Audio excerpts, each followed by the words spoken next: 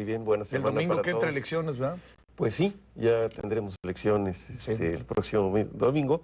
Vamos a ver cómo ¿El decide mundo México. voltea a ver unas elecciones en México o no? Sí, definitivamente. Los procesos electorales son observados por todos los países. Evidentemente es un proceso necesario de análisis porque son los termómetros sociales De cada pues, más país. eficientes. Churchill decía que la democracia puede ser la menos eficiente de los sistemas, Sí. pero es la mejor de ante las alternativas. ¿no? Alternativas. Entonces, en ese sentido, yo creo que vamos a tener una observación sobre el proceso electoral mexicano. Casualmente, el día de ayer hubo elecciones en Italia.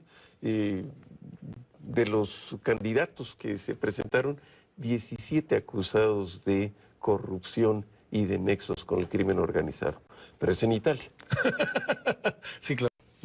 Es en Italia. Claro, Es en Italia, sí, no, no, pero Sí. es que eso te dice también cómo está Italia, ¿verdad?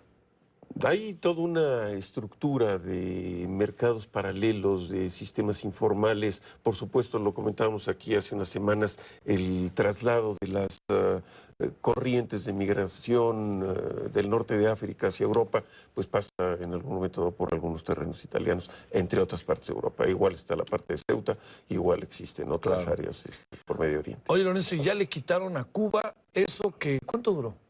Pues está desde el tiempo de Reagan, 1982, 33 años que se establece esta decisión de incluir a Cuba en una reporte que le llaman de terrorismo. Y en este reporte sobre terrorismo, que están todos los países y analizan cuáles son las características, está Cuba con Irán, con Siria y Cuba como patrocinadores, no como promotores ni como países que emiten terrorismo, sino este criterio muy peculiar de estos cuatro países de patrocinadores.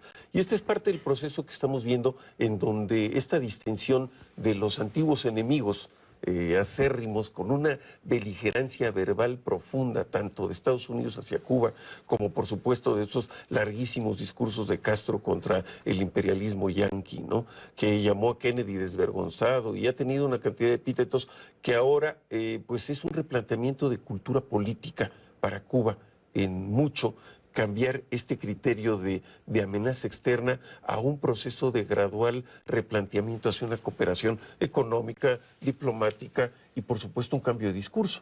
Aquí lo que es interesante es que al parecer alguien en Estados Unidos perdió la paciencia y dijo, si Castro no se va a morir, pues no esperemos a que se muera para que cambie esto. Claro. Y la frase aquella de que Castro, tan famosa, de que la historia la absorberá, bueno, Obama es parte de la historia y está absorbiendo a Castro de Sí, esta claro. rebeldía que ha tenido durante muchos años. Es un diálogo muy ácido el que se había venido manejando y ahora vemos que existen pues ya las serie de relajación de medidas de Estados Unidos. Permiten vuelos directos de la Unión Americana a Cuba, están platicando ya la idea de restablecer relaciones diplomáticas formales a nivel de embajadores. Uno de los reclamos de los Estados Unidos es que su equipo diplomático tenga libre circulación en el territorio cubano, que es uno de los temas de la agenda que está delicado por ahí. Y por supuesto, este tema de que el Granma, que es el órgano oficial, es el gran periódico con este nombre tan simbólico para Cuba, el Granma dice, es una lista en la que Cuba nunca debió haber estado. Pero Estados Unidos lo justifica por las operaciones militares y encubiertas que durante todo el periodo de la parte más fuerte de la confrontación de Guerra Fría tuvo Cuba, no solamente en Centro y Sudamérica, sino también en Yemen, en Angola, en alguna parte del Congo, y estas operaciones militares de efectivos cubanos en esas naciones, con actos pues mucha confusión en términos de derecho internacional, soberanía, etcétera, se confrontaron directamente con la política de lo que entonces se llamaba el mundo libre y por supuesto la política exterior estadounidense. Sí. ¿Esto cambia en algo, por ejemplo, la geopolítica que lo que incluye a México o no necesariamente pues, alcanza algo así? Yo creo que lo que está cambiando es la geoeconómica.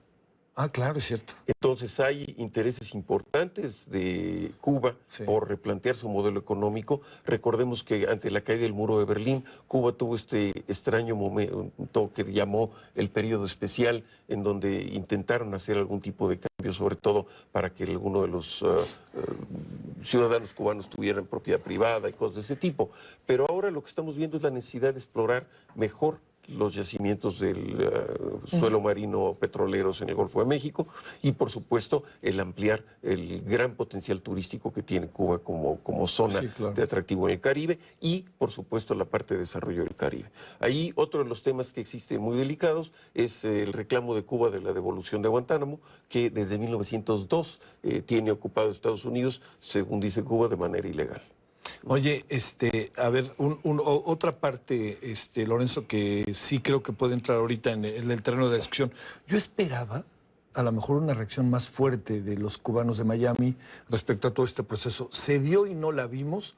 ¿O más bien ellos mismos entendieron que así tenía que ser ya a partir Hay de ahora? planteamientos muy concretos. El exgobernador y aspirante a la candidatura republicana Jeb Bush y su contrincante, pero del mismo partido, Marco Rubio, el senador por Florida, los dos han calificado como un error, así directamente contra el presidente Obama. Hay un diálogo en ese sentido importante y, por supuesto, también se piensa que Estados Unidos está cediendo todo a cambio de nada.